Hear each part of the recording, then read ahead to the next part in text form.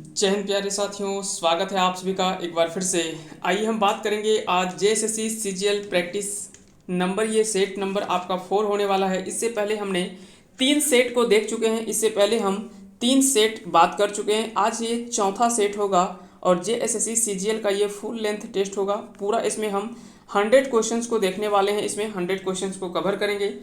साथ ही साथ इसमें कोशिश करेंगे कि हम सभी प्रश्नों को आसानी वे में कैसे समझ सकते हैं और आगे हम एग्जाम में कैसे इन सभी प्रश्नों को हल कर सकते हैं, उन सभी तरीकों को भी हम देखते चलेंगे। तो चलिए एक एक करके हम सभी प्रश्नों को देखते चलेंगे और जहां तक हम कोशिश करेंगे कि यहाँ पे ऐसे कवर कर लिया जाए ताकि सारे सिलेबस जो वो लगभग आपके इसमें कंप्लीट कवर हो जाए। तो हम सभी सेट को एक एक करके हम सभी चीज़ों को देखते चलेंगे और साथ ही साथ हम कोशिश करेंगे कि जितने कम समय में और जितना अधिक आउटपुट हम दे सकें, यही हमारा प्रयास हमेशा से रहता है। तो चलिए शुरू करते हैं आज के इस प्रश्न को। और आज का ये सेशन आप सभी के लिए काफ़ी ज़्यादा इंपॉर्टेंट होगा, तो आप एक बार अंत तक बने रहेंगे और लास्ट तक एक बार बने रहेंगे, निश्चित ही आपको यहाँ से बेनिफिट्स नजर आएगा। चलिए शुरू करते हैं बिना समय गंवाए हुए आज के इस वीडियो सेशन को। आज के पहले सवाल को देख लेते हैं। आज का पहला सवाल है कि अघनु लाला आपन सब संपत्ति दान करके कहाँ जाए खोजो है। तो इसका सही आंसर होगा ऑप्शन बी यानी काशी। अघनु लाला जो है वो अपन सब संपत्ति दान करके कहाँ जाए खोजो है, तो काशी इसका सही आंसर हो जाएगा। अगला सवाल है फकीरा केकर मुंशी रहो है। तो फकीरा केकर मुंशी रहो है, तो इसका सही आंसर होगा ऑप्शन सी यानी कालूराम के ही मुंशी रहो है फकीरा। तो इसका सही आंसर होगा ऑप्शन नंबर सी। अगला सवाल है कि ओद दीदा किनकर लिखल कहानी हक है। तो यहाँ पे ओद दीदा होगा, थोड़ा सा इसको देख लेंगे। ओद दीदा इसका सही आंसर सही जो है वो कहानी का नाम है। तो इसका लिखा हुआ कहानी किसके द्वारा लिखा गया है, तो इसका सही आंसर होगा विनोद कुमार। डॉक्टर विनोद कुमार के द्वारा ओद दीदा कहानी लिखा गया है। अगला सवाल है कि छाहर के कौन कहानी नायक है। तो छाहर के इसमें से बताना है कि छाहर के कौन कहानी नायक है। तो इसमें ऐसे सवाल को क्या है कि तभी आप हल कर पाएंगे जब आपको सारे सवाल जो वो सारी कहानियां आपको और आपको सिलेबस अच्छे तरीके से आपको याद है, तो आप इन सभी चीज़ों को बहुत अच्छे तरीके से आप कर सकते हैं।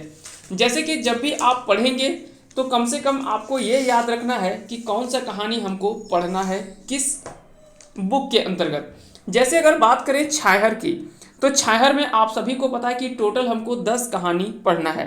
कौन कौन सी कहानियां पढ़ना है, छाहर, हम जियब कैसे, ये बोनेकलोर, बुबा एगो कहानी कह दे, गुरु जी फिकिर या गुरु जी चेठक जिसको बोलते हैं फिकिर, समय कटवा ताश खेला, संस्कृति कर झगड़ा,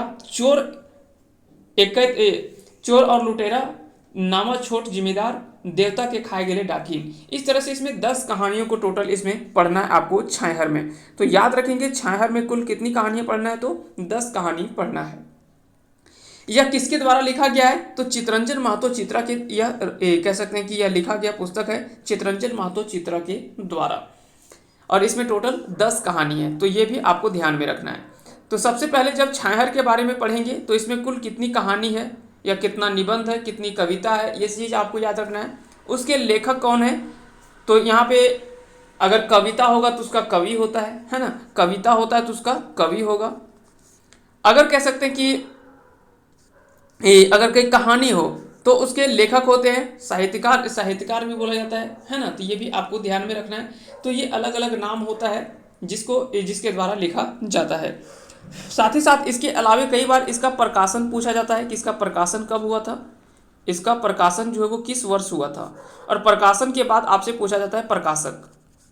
तो प्रकाशन और प्रकाशक में क्या फर्क होता है, तो प्रकाशन वो चीज होता है जिस वर्ष उसको प्रकाशित किया जाता है, यानी पुस्तक को विमोचन जिस वर्ष किया जाता है उसको हम प्रकाशन कहते हैं। और प्रकाशक कैसे उसे कहते हैं जहां से वो पुस्तक जो वो छपती है या जहां से उसका पुस्तक जो वो प्रकाशित होता है, तो उसको हम प्रकाशक कहते हैं। तो ये भी चीज़ दोनों बार पूछा जाता है। तो ये अलग अलग प्रकाशक हमेशा देखने को मिलता है।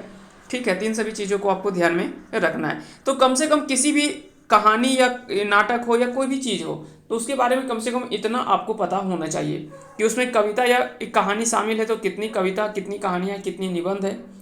अगर नाटक है तो उसमें कितना दृश्य है, ये चीज़ आपको याद होना चाहिए। उसके लेखक कौन है, या कविता है तो कवि कौन है, उसके प्रकाशन कब हुआ था, किस वर्ष किया गया था उसका प्रकाशन, अगर 2 बार प्रकाशन हुआ तो पहला प्रकाशन कब हुआ था, अंतिम प्रकाशन कब हुआ है, उसके बाद उसके प्रकाशक यानी कहाँ से उसका प्रकाशक जो है वो कहाँ से है। ये चीज़ आपको इतना ध्यान में रखना है। आगे चलते हैं अगले सवाल की ओर। तो इसमें अगर बात करें, हाँ इसमें सवाल देख लेते हैं इसका आंसर क्या होगा, नहीं तो मेन चीज़ ही छोड़ करके हम जा रहे हैं। हम कैसे जियब, सांस्कृतिक झगड़ा, नावा छोट जिम्मेदार। जबकि एक कहानी है धुआं धंधा। तो धुआं धंधा जो है यह जो वो छाहर की कहानी नहीं है, यह जबकि यह कहानी जो है वो सोंध माटी की कहानी है। यह किसकी कहानी है, तो सोंध माटी पुस्तक है, उसमें यह कहानी जो है वो हमको पढ़ना है, धुआं धंधा। याद रखेंगे सोंध माटी जो है वो डॉक्टर विनोद कुमार के द्वारा लिखा गया कहानी संग्रह है, और इस कहानी संग्रह में भी कुल 10 कहानी है। जैसे आपको छाहर में 10 कहानी हमने बात किया, चित्रंजन महतो चित्रा के द्वारा लिखा गया था, उसी तरह से अगर बात करें सोंध माटी, तो सोंध माटी में भी आपको 10 कहानियां पढ़ना है। सोंध माटी में भी आपको कुल कितनी 10 कहानियों को पढ़ना है। इसके लेखक जो है वो कौन है, तो डॉक्टर विनोद कुमार के द्वारा लिखा गया है। इसमें अगर 10 कहानियों की बात करें तो एक एक करके हम 10 कहानियों को थोड़ा स्पीड में देख लेते हैं। जैसे उबार, जिनकी डोवानी, धुआं धंधा, मायके लोर, अजवार भौजी बेड़ाल चेंगा, दू पहला जोडरा, ओद दीदा, मलकी बहू, भीतर बाहर और हूब। ये 10 कहानियां जो है वो इसमें आपको पढ़ना है सोंध माटी में। तो ये चीज़ आपको ध्यान रखना है। इसके अलावे इसमें जो एक और चीज़ पढ़ना है वो है खोरठा निबंध, जो कि निबंध संग्रह है। इसमें टोटल 12 निबंध को पढ़ना है, जो BN औदार की रचना है। आगे चलते हैं अगले सवाल की ओर। अगला सवाल है कि छाहर कहानी के एक बात के लिखवैया केहत। तो छाहर कहानी के एक बात के लिखवैया केहत, इसके बारे में आपसे पूछा गया है। तो इसका सही आंसर होगा गोविंद महतो। गोविंद महतो के द्वारा छाहर कहानी की एक बात के लिखवैया की है, तो गोविंद महतो इसका सही आंसर होगा। दामोदर कोरायकर कथानक आधारित है। तो दामोदर कोराय जो है, यह जो कथानक जो है यह शिवनाथ परमानी की काफ़ी ज़्यादा चर्चित कह सकते हैं कि कथानक में से एक माना जाता है। यह किस पर आधारित है, तो इसका सही आंसर होगा जनश्रुति पर आधारित है दामोदर कोराय। तो याद रखेंगे यह शिवनाथ परमानी की रचना है दामोदर कोराय, और यह जनश्रुति पर आधारित है। अगला सवाल है कि महेश्वर के रघु घर पहुँचल पर स्वागत के करो है। तो महेश्वर के रघु घर पहुँचल पर स्वागत के करो, तो इसका सही आंसर होगा ऑप्शन डी, यानी रघु के बहू। तो रघु के बहू इसका सही आंसर हो जाएगा। उबार कहानी कौन पात्र नायक है, तो झबरू, बिहारी, बीरू और जंगली। तो इसमें आपको बताना है कि इनमें से कौन सा पात्र जो है वो उबार कहानी से संबंधित नहीं है। तो याद रखेंगे जंगली इसमें जो है वो संबंधित नहीं है, बाकी झबरू, बिहारी और बीरू ये तीनों जो है वो पात्र उबार कहानी में देखने को मिलता है। अगला सवाल है कि मोद मांस कामनास, तीम आमदनी तेरा खर्चा, डोरा पोड़ गेलक मकिन ऐठन नाय गेला। ये बात कौन कहानी कहल गेल है, तो मोद मांस कामनास। मोद मांस यानी मोद यहाँ पे दारू की बात की गई है, और मांस आप सभी को पता है कि ये जो है मांस मदिरा। तो जैसे बोलते हैं कि मोद मांस कामनास, जो भी मांस और मदिरा का पालन करता है यानी सेवन करता है उसका काम जो है वो नाश होता है। 3 आमदनी 13 खर्चा, 3 आमदनी यानी कम कमाता है और ज़्यादा खर्चा होता है। डोरा पोड़ गेलक मकीन ऐठन ना गेला। तो ये कहावत तो आपने सुना होगा कि यानी काहे उसकी परिस्थिति कितनों भी खराब क्यों ना हो गया हो, लेकिन उसका घमंड कम नहीं हुआ है ना। तो उसी को बोलते हैं कि डोरा पोड़ गेलक, यानी रस्सी टूट गया या जल गया, सड़ गया, इस तरह से कह सकते हैं, लेकिन उसका ऐठन जो है वो नहीं गया। तो ये चीज़ आपको ध्यान में रखना है। तो उसको यही चीज़ बोलते हैं कि चाहे स्थिति कितनी भी भयानक क्यों ना हो क्या हो, लेकिन घमंड आज भी उतना ही है, यानी घमंड कम नहीं हुआ। तो उसी को ये कहावत के रूप में बताया गया है। तो यह कहा गया कि यह बात कौन कहानी कहल गेल है। तो यह बात जो वो किस कहानी के ऊपर कहा गया, तो यह बुबा एगो कहानी कही दे, बुबा एगो कहानी कही दे, इसमें यह बात को किया गया है। तो याद रखेंगे इसका सही आंसर होगा ऑप्शन डी। अगला सवाल है कि मद्रासे डॉक्टर की कहल रहे।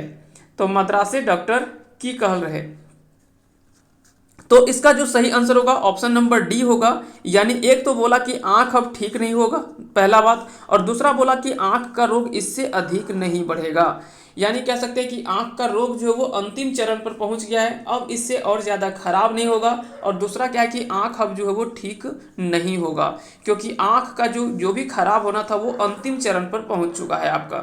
तो इस तरह से मद्रासे डॉक्टर यही कहा था। अगला सवाल देख लेते हैं। अगला सवाल है कि बावन परिक नाच केकरा कहल गेल है। तो बावन परिक नाच, तो बावन आप सभी को पता है कि जब आपने ताश के बारे में अगर जानकारी होगा तो उसमें टोटल कितने पत्ते होते हैं, तो 52 पत्ते होते हैं। हर एक कलर में जैसे होता है तो हर कलर में 13 पत्ते होते हैं, है ना, एक से लेकर जो भी होता है 10 तक होता है। फिर गुलाम जे होता है, इसको जे यानी गुलाम कहा जाता है, क्यू को रानी कहा जाता है, के को बादशाह कहा जाता है, ए को इक्का कहा जाता है। तो 4 पत्ते ये होते हैं और बाकी के 9 जो है 1 से लेकर 2 से लेकर 10 तक जो होता है काउंटिंग नंबर वो सारा होता है 2 3 4 5 6 इस तरह से 10 तक होता है। तो याद रखेंगे 13 हर कलर के पत्ते होते हैं। जैसे एक होता है आपका एक हर्ट का होता है, एक होता है आपका हर्ट का जो रेड कलर का होता है, एक हर्ट आपका होता है ब्लैक कलर का जो कि ब्लैक कलर में होता है ये, एक होता है आपका ईटा, एक होता है आपका ईटा और एक होता है चिड़ी, एक होता है आपका चिड़ी, इस तरह से बना होता है। तो ये 4 कलर में आपको पता है कि ताश जो होता है वो 4 कलर में होता है इस तरह से। तो टोटल इसमें 52 पत्ते होते हैं। तो 52 परिक नाच केकरा कहल गेल है, तो इसका सही आंसर होगा ताश का। आगे चलते हैं, अगला सवाल देख लेते हैं कि एक बाटे चांद और मंगल ग्रह घर बनवे खोजा ही आकाशे अंतरिक्ष यान राखई, फिर जाति धर्म के झगड़ा लड़ा ही ई बात कौन कहनी खगै। तो यहाँ पे जैसे यह कहावत जो मुख्य रूप से बोला गया कि आज व्यक्ति बोलता है कि हम चांद और मंगल ग्रह पर घर बनाएंगे। तो आज फिर यहाँ पे जो है वो एक दूसरे के बगल में जलन और एक दूसरे के प्रति ईर्ष्या जो है और एक दूसरे के प्रति जो लड़ाई हो रहा है वो क्यों हो रहा है फिर ऐसा। तो ये चीज़ नहीं होना चाहिए। तो यह जो कहीं ना कहीं कटाक्ष किया गया है, यह कहानी जो है वो किस कहानी में इसकी चर्चा की गई है। तो ये आपसे पूछा गया था, इसका सही आंसर होगा सांस्कृतिक कर झगड़ा। सांस्कृतिक कर झगड़ा इसमें सही आंसर हो जाएगा। जलालुद्दीन कौन चीज के नुकसान करोहेल। तो जलालुद्दीन जो था मुख्य रूप से वह था अमीर के धन संपत्ति के जो है वो नुकसान करोहेल। तो इसका सही आंसर होगा ऑप्शन सी, यानी अमीर के धन संपत्ति के नुकसान करोहेल जलालुद्दीन। नावा छोड़ जिम्मेदार कौन किताबें रचना लागे। तो नावा छोड़ जिम्मेदार यह जो है वो रचना किससे संबंधित है। तो अभी हमने बात किया था छाहर में, तो छाहर में जो है वो नावा छोड़ जिम्मेदार यह जो है वो पढ़ना है। और साथ ही साथ छाहर की एक महत्वपूर्ण चीज याद रखेंगे, छाहर की अगर पूछा जाए कि इसकी पहली कहानी कौन सी है तो इसका पहला कहानी है खुद छाहर। छाहर ही इसका पहला कहानी है और इसका अंतिम कहानी जो है वो है देवता के खाए गेले डाकिन। देवता के खाए गेले डाकिन ये इसका जो है वो अंतिम रचना है, देवता के खाए गेले डाकिन। तो इसका जो है वो अंतिम रचना है देवता के खाए गेले डाकिन और पहला जो है वो है छाहर। टोटल इसमें 10 कहानी है छाहर में। यह किसकी रचना है तो चित्तरंजन महतो चित्रा की रचना है छाहर। ओह ई दुनिया कते छल कपट कते डाह एको लोक सुध नाय, सभेक मने मैल भरल है पाप भरल है, ई बात के कहो है। तो यहाँ पे कर्ण के द्वारा बोला जाता है, कर्ण के द्वारा एक बात बोला जाता है कि ओह ई दुनिया कते छल कपट कते डाह एको लोक सुध नाय, यानी इस दुनिया में लगभग जितने भी लोग हैं कहीं ना कहीं सबके पास जो वो छल और कपट देखने को मिलता है। एक भी वैसे लोग नहीं हमको नजर आ रहे हैं जो शुद्ध रूप से वो सही हैं। सबके मन में जो है वो पाप भरा हुआ है। तो सबके सभेक मने मैल भरल है यानी गंदगी है और सबके ऊपर पास जो वो पाप भरा हुआ है। तो यह बात जो वो कर्ण के द्वारा बोला गया है। आपने जब आप इसके बारे में पढ़ेंगे उद्भासल कर्ण या जो खोरठा नाटक है इसके बारे में जब आप पढ़ेंगे तो यहाँ पे सारा चीज़ आपको समझ में आएगा। यह श्रीनिवास पानुरी की काफ़ी चर्चित एक नाटक माना जाता है उद्भासल कर्ण। तो इसके बारे में आपको पढ़ना है तो उन सभी चीज़ों को आपको ध्यान में रखना है। कर्ण धनुष विद्या केकर से सीखो है। तो कर्ण जो है वो परशुराम से धनुष विद्या सीखता है। तो इसका सही आंसर होगा ऑप्शन आपका सी। दुर्योधन कर्ण के कहाँ का राजा बनवो है। तो दुर्योधन जो है वो कर्ण को कहाँ के राजा बनाते हैं। तो इसका सही आंसर होगा अंग। ठीक है, अंग इसका सही आंसर हो जाएगा।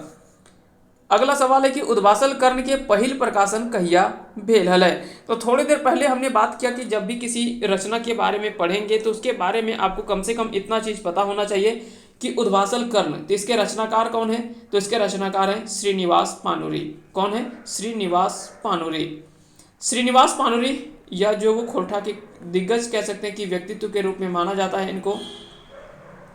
तो ये आपको याद रखेंगे, खोरठा के भीष्म पितामह के नाम से काफ़ी ज़्यादा प्रसिद्ध है और खोरठा के विश्वामित्र के नाम से भी इनको जाना जाता है, ये भी आपको याद रखेंगे। खोरठा के पुरोधा और खोरठा के नागा अर्जुन के नाम से भी ये प्रसिद्ध है श्रीनिवास पानुरी।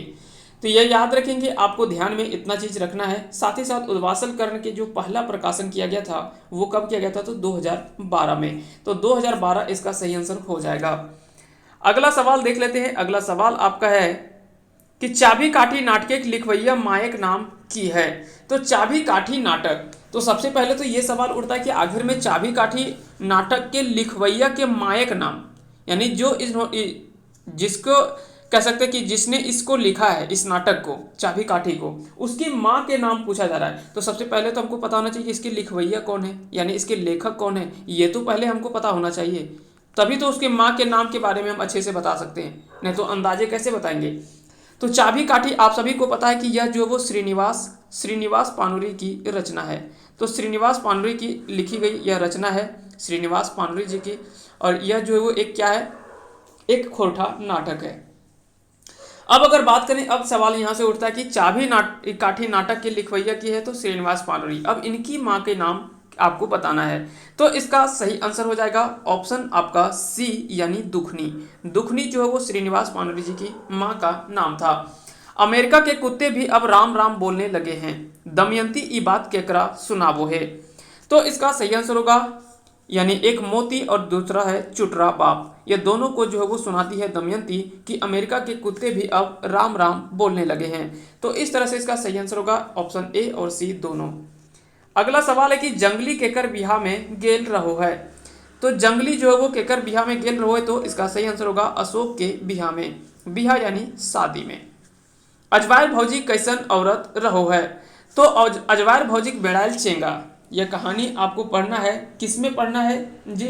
तो यह पढ़ना है आपको सोंध माटी कहानी संग्रह में। सोंध माटी कहानी संग्रह डॉक्टर विनोद कुमार की रचना है। इसको जब आप पढ़ेंगे तो वहाँ पे एक कहानी आपको पढ़ना है, अजवायर भौजी बेड़ायल चेंगा। तो अजवायर भौजी दरअसल जो है यह किस प्रकार की औरत है? तो यह जो एक औरत है यह एक मॉडर्न औरत के रूप में माना जाता है। तो याद रखेंगे, इसका सही आंसर होगा ऑप्शन डी। अजवायर भौजी बड़ बेटी के नाम की है। तो अजवायर भौजी जो है उसकी दो बड़ी बेटी और छोटी बेटी, ये दोनों के नाम से आपसे सवाल जो है वो पूछा जा सकता है। तो याद रखेंगे, इसका सही आंसर होगा ऑप्शन ए, यानी सुमा। सुमा इसका जो है वो सही आंसर हो जाएगा। तो याद रखेंगे, अजवायर भौजी बड़ बेटी के नाम की है तो सुमा, और छोट बेटी का नाम है कूना। तो छोट बेटी का नाम पूछे तो कूना और बड़ के पूछे तो सुमा। आगे चलते हैं। किसनक बाप की रहो है। तो किसनक बाप जो है वो क्या रहता है? तो ये आपको पूछा गया है। तो इसका सही आंसर होगा ऑप्शन बी, यानी कारीगर। किसनक बाप जो रहता है वो क्या रहता है? तो एक कारीगर रहता है। दू पहला जोनरा कौन किताबें कहानी लागे। तो दू पहला जोनरा ये आपको बताना है कि यह किस कहानी संग्रह से संबंधित है। तो यह सोंध माटी से संबंधित है। तो इस तरह से इसका सही आंसर होगा ऑप्शन ए, यानी सोंध माटी। सोंध माटी में ही पढ़ना है आपको दू पहला जोनरा। और सोंध माटी यह रचना किसकी है? तो यह विनोद कुमार की रचना है। इसमें टोटल 10 कहानी पढ़ना है। छाहर में भी 10 कहानी पढ़ना है। खोरठा निबंध में टोटल 12 निबंध पढ़ना है। ये दोनों चीज़ आपको याद रखना है। खोरठा निबंध जो है वो यह BN नौधार से संबंधित है। छाहर जो है वो चित्तरंजन महतो चित्रा से संबंधित है। और सोंध माटी जो है वो डॉक्टर विनोद कुमार से संबंधित है। विवेक कर हत्या के करो है। तो विवेक की हत्या के करो है, तो इसका सही आंसर आपको बताना है। इसका राइट आंसर होगा ऑप्शन नंबर डी, यानी इसका सही आंसर हो जाएगा क्या? ऑप्शन नंबर डी, यानी विराट के द्वारा। विराट कर वकील के नाम की रहो है। तो विराट के वकील के नाम रहो है गुप्ता जी। इसका सही आंसर होगा ऑप्शन सी, यानी गुप्ता जी। डाह नाटक के दूसरा खंड में कई गो दृश्य है। तो डाह नाटक में यहाँ पे पूछा जा रहा है कि दूसरा खंड में कई गो दृश्य है। तो इसका सही आंसर होगा ऑप्शन बी, यानी 4 गो। टोटल 4 गो दृश्य इसमें दिखाया गया है डाह नाटक के दूसरा खंड में। सुकुमार को एक खोरठा रत्न कौन बच्चर मिलो है। तो सुकुमार को जो है वो खोरठा रत्न की उपाधि किस वर्ष दी गई थी। तो इसका सही आंसर होगा ऑप्शन बी, यानी 1993 में। सुकुमार कर जन्म ठाव बतावा। तो सुकुमार का जन्म जो है वो कहाँ पे हुआ था, तो इसका सही आंसर होगा ऑप्शन सी यानी भेंडरा। आपको कमेंट करके बताना है कि भेंडरा जो है वो झारखंड के किस जिले में स्थित है। आपको बताना है कि भेंडरा जो है वो झारखंड के किस जिले में स्थित है, ये आप कमेंट करके जरूर बताएंगे कि भेंडरा जो है वो झारखंड के किस जिले से संबंधित है। और सुकुमार जी के बारे में भी आप जरूर लिखेंगे कि सुकुमार जी का जन्म आप सभी को पता चल गया कि भेंडरा है में कब हुआ था इनका जन्म, ये आपको लिखना है कब उनका जन्म हुआ था, कहाँ पे हुआ था, ये सारा चीज़ और उनकी कुछ प्रमुख रचना जो है वो प्रमुख रचनाएं आपको बताना है। तो इन सभी चीज़ों को आपको बताना है। आगे चलते हैं, अगला सवाल है कि डाह नाटक के पहिल संस्करण कब भेल रहो है। तो डाह नाटक के पहिल संस्करण कब भेल है, तो इसका सही आंसर हो जाएगा आपका ऑप्शन ए यानी 1992 में। डाह नाटक की पहिल संस्करण कब हुआ था, तो 1992 इसका सही आंसर हो जाएगा। रेवती इंजीनियरिंग वर्क्स के मैनेजर के है, तो रेवती इंजीनियरिंग वर्क्स के जो मैनेजर हैं उनका नाम है ध्रुव सिंह। ध्रुव सिंह इसका सही आंसर हो जाएगा।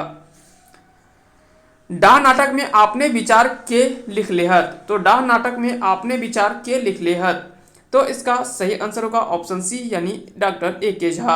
अजीत कुमार झा इनका पूरा नाम है, याद रखेंगे ए के झा। अगला सवाल है कि कोणार्क मंदिर कितना एकड़ जमीन बनवल गेल है। तो कोणार्क मंदिर जो है यह टोटल 11 एकड़ जमीन पर स्थित है, 11 एकड़ जमीन पर स्थित है। श्रीनिवास पांडुरी की बेचो हला, तो श्रीनिवास पांडुरी जो है वो पान बेचो हला, तो इसका सही आंसर होगा ऑप्शन सी, यानी इसका सही आंसर हो जाएगा ऑप्शन सी। अमृत छोड़ के जूठा पतल चाटे के बाद केकर लेल कहल गेल है। तो आप सभी को पता होगा कि जो हमारा यहाँ का नेचुरल या जो हमारा मातृभाषा है उस चीज़ को हम छोड़ करके आज दूसरे देशों की भाषा को हम कहीं ना कहीं अपना रहे हैं और उस पर हम गौरवान्वित महसूस कर रहे हैं। जैसे सपोज दैट एक हम एग्जाम्पल लेते हैं इंग्लिश का, तो आज भी कई ऐसे लोग हैं जो इंग्लिश जिनको थोड़ा बहुत आता है वो बड़े गर्व करते हैं या अपने आप में एटीट्यूड दिखाते हैं कि हम इंग्लिश बहुत अच्छे बोल पाते हैं, जबकि ऐसा ये चीज़ नहीं है। उनको शायद ये चीज़ नहीं पता है कि जो आपका मातृभाषा है उसका व्यंजन भी आपको ये चीज़ नहीं पता होगा कि उसमें जो है वो टोटल कितने वर्ण हैं और कितने स्वर वर्ण हैं, कितने व्यंजन हैं, या टोटल उसमें कितना वर्ण को शामिल किया गया है, या उसकी ध्वनियाँ नहीं पता होगा, उसके कंसेप्ट के बारे में आपको नहीं पता होगा। लेकिन जो विदेशी भाषा है उस पर आप आज गर्व कर रहे हैं कि हमको इंग्लिश जो है वो बहुत अच्छे से आती है। तो वही चीज़ यहाँ पे बोला गया कि अमृत छोड़ के जूठा पतल चाटे के बात ककर लेल कहल गेल है, तो जे आपन भाषा छोड़ के विदेशी भाषा बोले है ओकरे बोलल गेल है।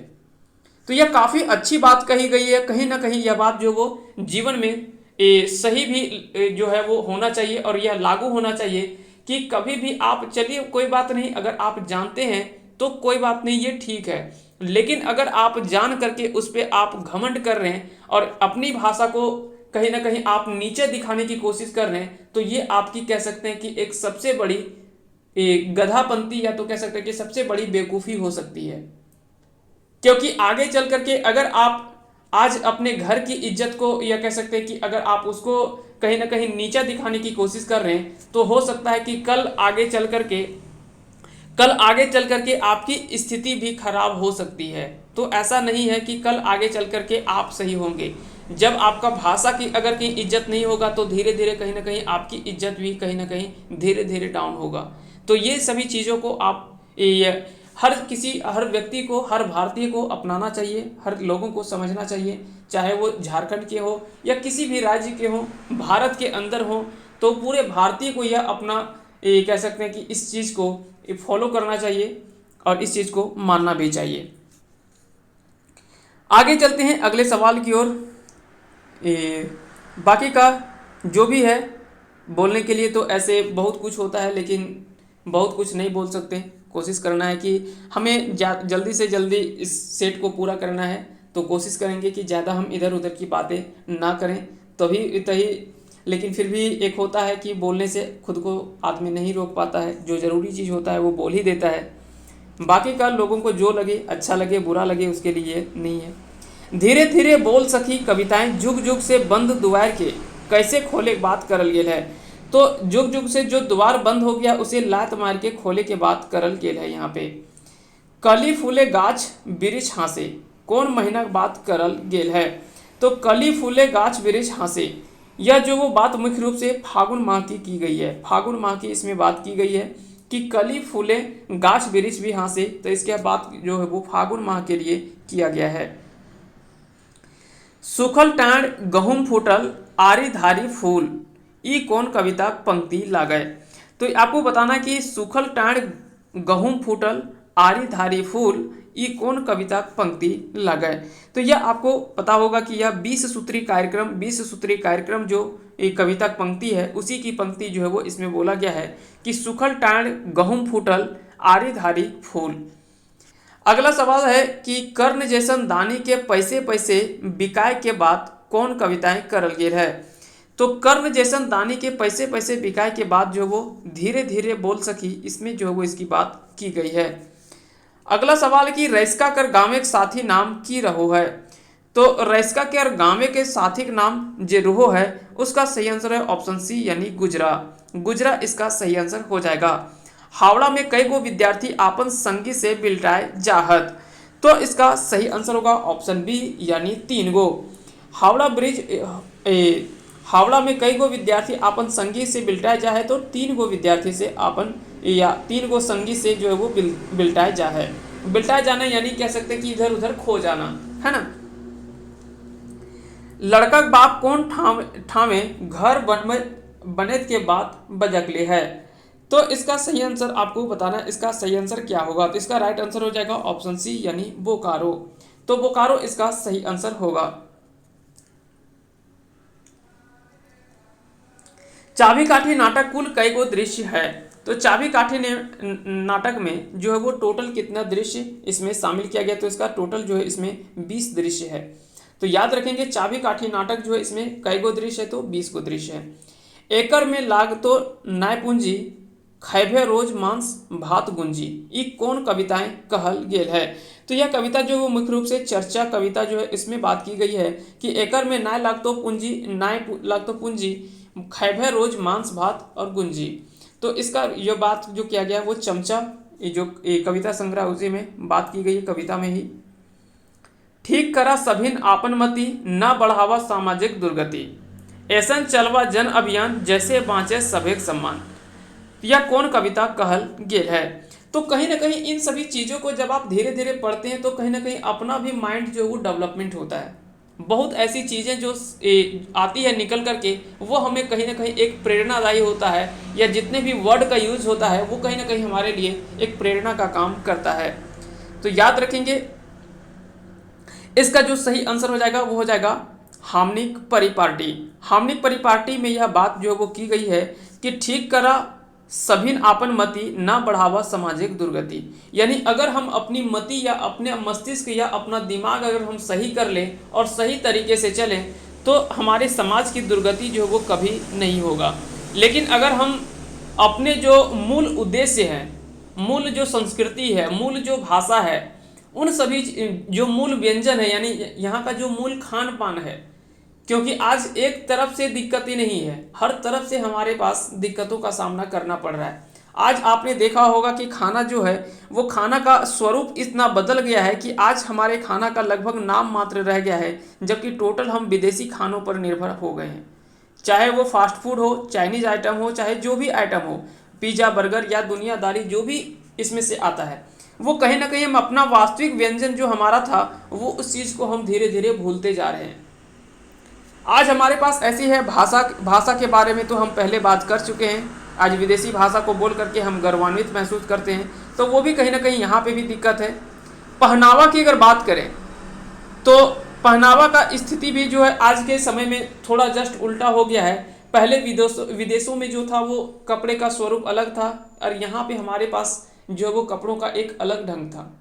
लेकिन आज धीरे धीरे ऐसा हालत हो जा रहा है कि विदेशी लोग जो हमारे कपड़े को अपना रहे हैं और हम जो विदेशी के जो कह सकते हैं कि खराब जो तरीका है या जो भी कपड़ा का पहनावा है उस चीज़ को हम धीरे धीरे उसको एडेप्ट कर रहे हैं। तो कहीं ना कहीं स्थिति जो वो एक तरफ से भयानक नहीं है, हर तरफ से स्थिति जो वो धीरे धीरे भयानक होता जा रहा है। अगर बात करें संस्कृति की तो संस्कृति भी हम कहीं ना कहीं कला और संस्कृति का भी सत्यानाश जो है वो धीरे धीरे करते जा रहे हैं। तो एक अगर एक तरह से देखा जाए तो कहीं ना कहीं हम हर तरह से पीछे हो रहे हैं, हर तरह से हम जो वो पिछड़ रहे हैं औरों से। अगर देखा जाए तो औरों से यहाँ पे कहने का अर्थ है कि औरों देश से, है ना। दूसरे देश जो है वो अपनी भाषा को पकड़े हुए, अपनी भाषा को वो कभी नहीं छोड़ रहे हैं, लेकिन हम अपनी भाषा को छोड़ करके दूसरे की भाषा अपना रहे हैं। अपना वस्त्र छोड़ करके, अपना पहनावा जो है, रहन सहन जो है, उस चीज़ को छोड़ करके दूसरे का रहन सहन अपना रहे हैं। अपना जो व्यंजन है, खान पान है, उस चीज़ को छोड़ करके आज हम विदेशी व्यंजनों का कह सकते हैं कि उपयोग कर रहे हैं। आज जो हमारी भाषा है उस चीज़ को हटा करके ये कर रहे हैं। अपनी संस्कृति जो है या जो भी अपना गाना बजाना जो है, उस चीज़ को धीरे धीरे, उस चीज़ को भी कहीं ना कहीं हम लगभग विलुप्त करते जा रहे हैं। जितने भी हमारे पुराने समय में जो भी कह सकते हैं कि जो भी त्यौहार होता था या जो भी नृत्य होता था, उन सभी चीज़ों को आज देखा जाए तो आज के समय में महत्व उसका लगभग ना के बराबर रह गया है। वो भी अगर थोड़ा बहुत भी अगर किसी चीज़ का अगर महत्व बचा हुआ है तो वो बचा हुआ है कुछ पुराने लोग आज भी बचे हुए हैं, जिनके कारण से जो है वो यह कहीं ना कहीं थोड़ा बहुत संस्कृति ये अगर जो है वो इसकी झलक जो है वो थोड़ा बहुत दिख रहा है। और कुछ ऐसे नवयुवक जो हैं वो भी इसमें जो है वो सपोर्ट कर रहे हैं, इसको बूस्ट करने का प्रयास कर रहे हैं। कुछ ऐसे नवयुवक हैं, क्योंकि आपने सुना होगा कि हर जगह जो है वो या हर व्यक्ति बुरा नहीं होता। हम ऐसा नहीं कहते कि हर भारतीय को हम गलत साबित नहीं कर सकते, हर भारतीय गलत है भी नहीं। तो हर कोई तो इसमें गलती नहीं है, लेकिन ज़्यादातर की संख्या में, यानी अगर देखा जाए तो बहुतायत संख्या में इसमें जो है वो गलत रास्ते पर कहीं ना कहीं चल रहे हैं। तो इस चीज़ को हम नकार नहीं सकते हैं। चलिए आगे चलते हैं अगले सवाल की ओर। अगला सवाल है, तो यह बात जो है वो किस में की गई है? ठीक करा सभिन आपन मति ना बढ़ावा सामाजिक दुर्गति, ऐसन चलवा जन अभियान जैसे बाँचे सभेक सम्मान। तो यह बात जो वो किस में की गई है? तो यह बात जो कहा गया है हामनिक परिपाटी में। कोर्ट में सही खूनी के पर्दाफाश के कर ले रहो है। तो कोर्ट में जब कह सकते हैं कि जब देखा जाता है कि अपना भाई का खून करने के जुर्म में एक भाई की मौत हो जाती है, एक भाई को जो है वो जेल की सज़ा होने को कगार पर होता है, तो ऐसे में जो कि दोनों में से दोनों का निर्दोष होता है, सिर्फ वो गलतफहमी के शिकार होते हैं, क्योंकि उसको कहीं ना कहीं जो वो भड़का दिया जाता है, दोनों भाइयों के बीच में भड़काने का प्रयास किया जाता है, और जिसके कारण से कह सकते हैं कि कोर्ट तक मामला पहुंच जाता है। एक भाई का जान गंवाना पड़ता है, तो दूसरा भाई जो है वो कहीं ना कहीं कोर्ट के कटघरे में खड़ा होता है, और वह भी कहीं ना कहीं एक बड़ी सज़ा की ओर अग्रसर होता है। लेकिन वैसे में एक प्रमुख जो इसमें कह सकते हैं कि एक भूमिका रहता है, जो वास्तविक रूप से जो सही निर्णय होता है वो बताती है कि दरअसल वो अपने भाई का खून ना करके इसका खून जो वो दूसरे व्यक्ति के द्वारा किया गया है। तो कहीं ना कहीं यह घटना जो है वो बताया जाता है, जिसके कारण से लास्ट में जो एक निर्दोष व्यक्ति जो है वो बच पाता है। तो यह पूरा बात जो है वो किया गया है। तो यह किसके द्वारा पर्दाफाश किया जाता है? तो यह भावना के द्वारा पर्दाफाश जो वो किया जाता है। विराट विवेक के कौन चीज से मार ले रहे? तो यह पिस्तौल के द्वारा मारा जाता है, लेकिन वह जो उसके भाई के पास बंदूक जो होता है उसको फंसा देता है कि नहीं, यह अपने भाई, इसी का भाई जो है वो बंदूक के द्वारा मारा गया है। लेकिन जब बाद में उसका जांच होता है तो पता चलता है कि वह उसका मृत्यु जो हुआ है वो एक बंदूक से ना होकर के उसके मृत्यु जो वो निधन जो हुआ है वो पिस्तौल से हुआ है। उसकी गोली जो है इस बंदूक से अलग है, जिसके कारण से यह निर्दोष साबित होता है और इसका वास्तविक हत्यारा के बारे में आपको पता चल जाता है। आगे चलते हैं। अगला सवाल है कि विराट दूसरका बैर कत्ते रुपया एडवांस ले रहा है?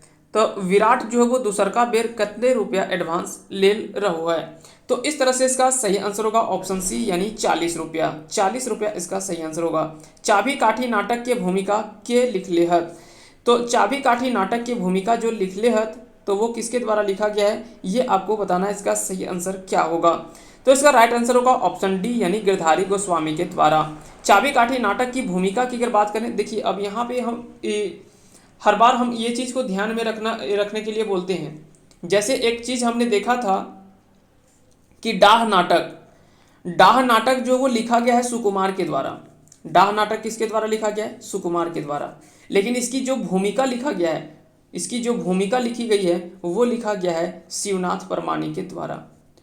तो ये सब चीज़ क्या है कि जब ये सब चीज़ आप ध्यान में रखेंगे तो कई बार ऐसा जो है वो इस तरह से आप फंस सकते हैं, क्योंकि आपको इसका लेखक आपको याद है कि सुकुमार है, तो अगर पूछ दिया कि उसका भूमिका किसके द्वारा लिखा गया था, और सवाल थोड़ा यही ट्विस्ट करता है और वहीं पे लड़के जो है वो फंस जाते हैं और जानते हुए भी जाना हुआ प्रश्न भी जो है वो गलत करके आ जाते हैं, क्योंकि उनको थोड़ा सा सही तरीके से और सही चीज़ों को अच्छे से उन चीज़ को ध्यान में नहीं रखा जाता, जिसके कारण से जो वो मिस्टेक होता है। तो उसी प्रकार से चाबी काठी नाटक की अगर बात करें तो यह नाटक जो किसके द्वारा लिखा गया है, तो यह श्रीनिवास पानूरी जी के द्वारा लिखा गया है। लेकिन इसकी अगर भूमिका आपसे पूछा जाए तो इसकी भूमिका जो है वो गिरधारी गोस्वामी के द्वारा लिखा गया है।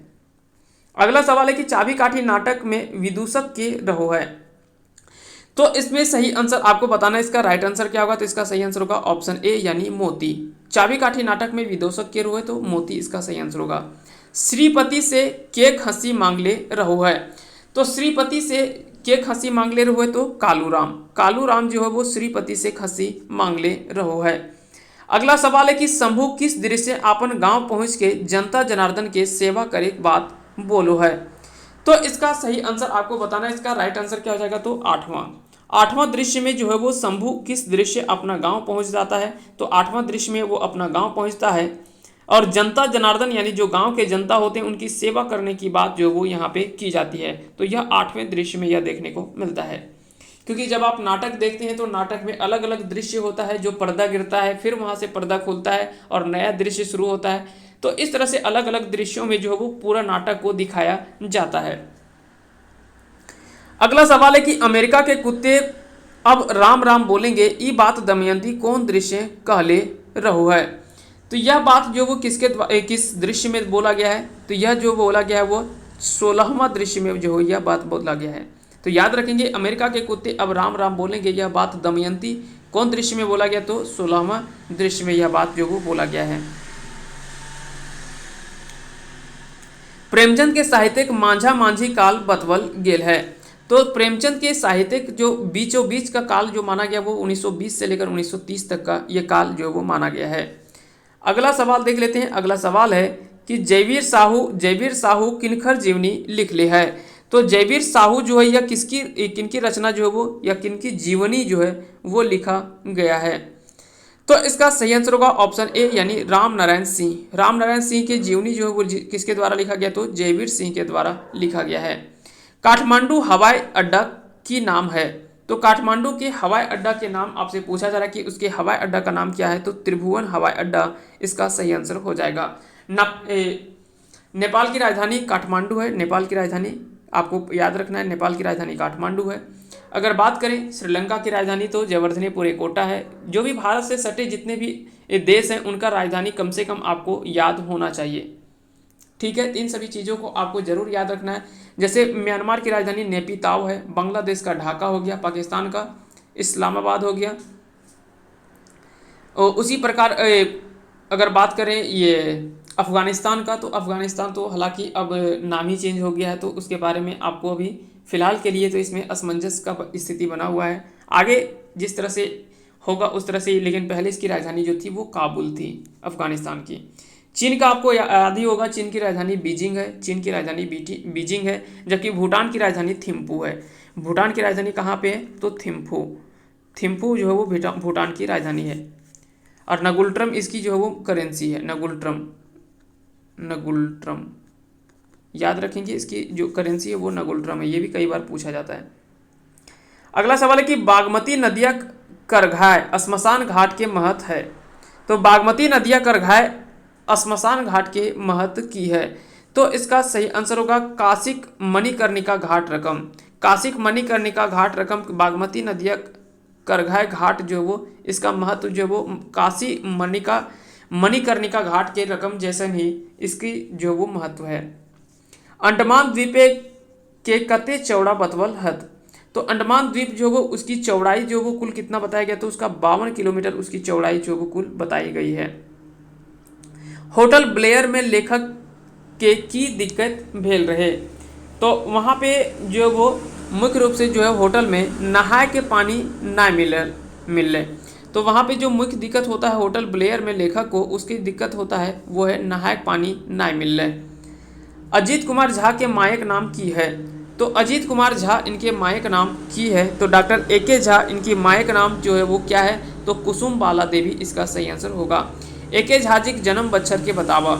तो एके झा जी के जन्म बच्छर जो है वो 20 जून 1939 को एके झा जी का जन्म हुआ। विहाई शिविर कहाँ लगवल भेल रहो है। तो विहाई शिविर जो है वो कहाँ लगवल भेल रहो है। तो इस तरह से इसका सही आंसर होगा ऑप्शन बी यानी चंद्रपुरा स्कूल में। चंद्रपुरा स्कूल में ही विहाई शिविर लगवल गेल है। हमें जे लागो घर भतुआ के लिख लिहत। तो हमें जो लागो घर भतुआ यह जो वो किसके द्वारा लिखा गया। तो इसका राइट आंसर होगा ऑप्शन बी यानी संतोष कुमार महतो के द्वारा। तो संतोष महतो इसका सही आंसर हो जाएगा। खोटा सहित सदानिक व्याकरण किनकर रचना है। तो खोटा साहित्य सदानिक व्याकरण यह रचना जो है वो किसके द्वारा लिखा गया है। तो इसका सही आंसर होगा ऑप्शन सी यानी एके झा के द्वारा। मर्दानी कविताएं जैसन करदानी बिना मर्दानी वह रकम की नाय बतवल गेल है। तो इसका सही आंसर हो जाएगा ऑप्शन डी यानी नाना बिना नानी। तो नाना बिना नानी के जैसा ही यह चीज जो है वो बताया गया है। अगला सवाल है कि भिनसरे जखन मुर्गी देख बांग हाथे धरिए लंबा डांग कौन कविता पंक्ति लागे। तो भिनसरे जखन मुर्गी देले बांग यानी जब सुबह सुबह के समय में जब मुर्गी बांग देता है तो हाथे धरिए लंबा डांग। डांग मतलब एक होता है यहाँ पे लाठी होता है, डांग मतलब लाठी होता है। तो ये भी चीज आपको ध्यान में रखना है। तो इसका सही आंसर क्या हो जाएगा। तो हामे जे लागो घर भतुआ यह जो वो कहानी किसमें यह देखने को मिलता है, किस कविता में। तो हामे जे लागो घर भतुआ इसका सही आंसर हो जाएगा। साध कविता की रचना कौन बच्छर करल गेल है। साध कविता की रचना कौन बच्छर करल गेल है। तो 68 का इसका सही आंसर होगा ऑप्शन सी यानी 1967 में। 1967 में ही साध कविता की रचना कौन बच्छर करल गेल है। तो 1967 में। सपटल साड़ा किनकर लिखल कविता लागे। तो सपटल साड़ा जो है यह किसके द्वारा लिखा गया। तो इसका सही आंसर होगा एके झा और अरुण कुमार झा। इसका राइट आंसर हो जाएगा ऑप्शन नंबर डी।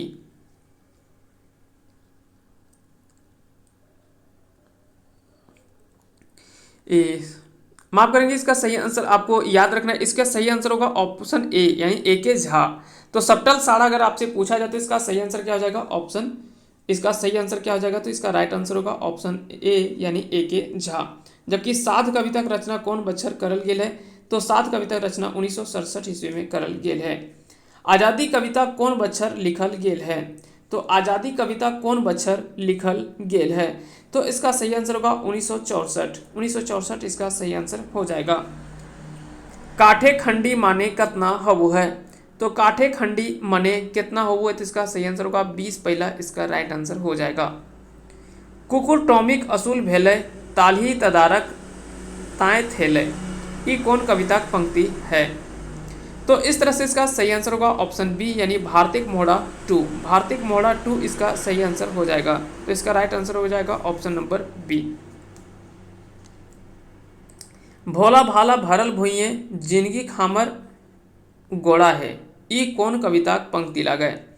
तो इसका सही आंसर हो जाएगा ऑप्शन ए यानी सपटल साड़ा। सपटल साड़ा इसका राइट आंसर हो जाएगा। खोरठा साहित्यिक पुरोधा किनखर लिखल रचना है कै।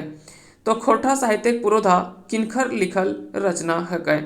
तो इसका सही आंसर हो जाएगा ऑप्शन बी यानी विश्वनाथ दसोंधी राज के द्वारा। विश्वनाथ दसोंधी राज ने ही सबसे पहले जो वो खोरठा साहित्यिक पुरोधा किनखर लिखल रचना लगे। तो इसका राइट आंसर हो जाएगा विश्वनाथ दसोंधी राज। अगला सवाल है कि खोरठा साहित्य पुरोधा पानुरी जी प्रकाशन पत्रिका लुवाठी कौन बच्छर छपल हल है। तो इसका सही आंसर हो जाएगा ऑप्शन नंबर डी यानी 2002 में। 2002 इसका राइट आंसर हो जाएगा। तितकी राय कौन काल के कवि मानल जाहत। तो तितकी राय अगर आपसे पूछा जाए कि तितकी राय जो है यह किस काल के कवि जो है वो मानल जा है। तो इसका सही आंसर होगा ऑप्शन बी यानी मध्यकाल 1800 से लेकर 1947 के बीच के काल को मध्यकाल जो वो माना जाता है। हंसमुख लोक कवि तितकी राय कर प्रकाशन कौन बच्छर भेल है। तो हंसमुख लोक कवि तितकी राय पर प्रकाशन कौन बच्छर भेल है। तो इसका सही आंसर हो जाएगा ऑप्शन सी यानी 2001 में इसका सही आंसर होगा। अगला सवाल देख लेते हैं कि उजड़ल खोदा के प्रकाशन लुवाठी पत्रिका के कौन अंक में भेल है। तो इसका सही आंसर हो जाएगा ऑप्शन नंबर सी यानी 18। 18 पेज नंबर पे आएंगे तो आप वहां से आसानी से देख पाएंगे। पानुरी जी के खोरठा भाषा के कौन उपाधि दियल गेल है?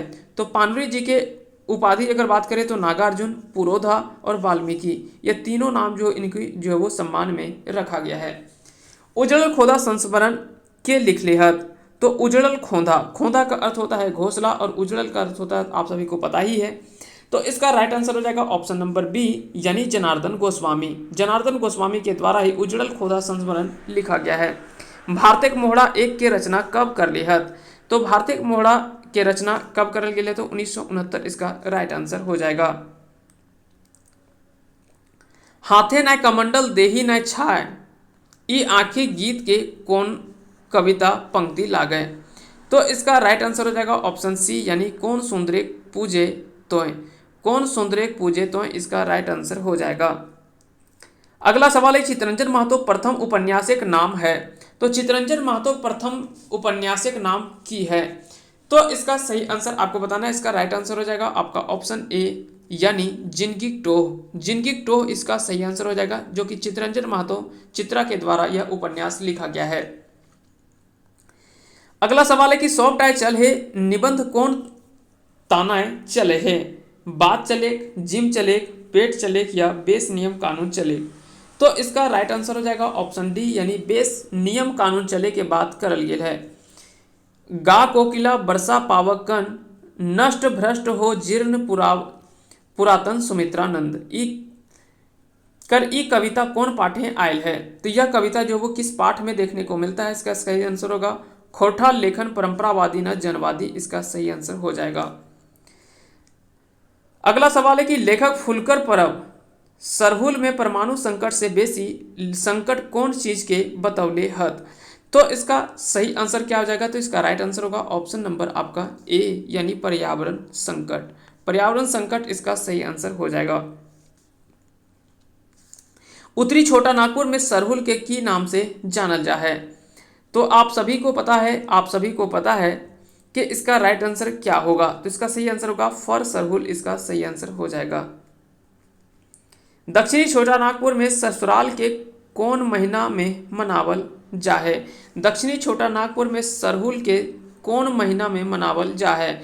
तो दक्षिणी छोटा नागपुर में जो सरहुल मनाया जाता है वह किस महीने में मनाया जाता है? तो इसका सही आंसर क्या हो जाएगा? ऑप्शन ए यानी चैत में। चैत मास इसका सही आंसर हो जाएगा।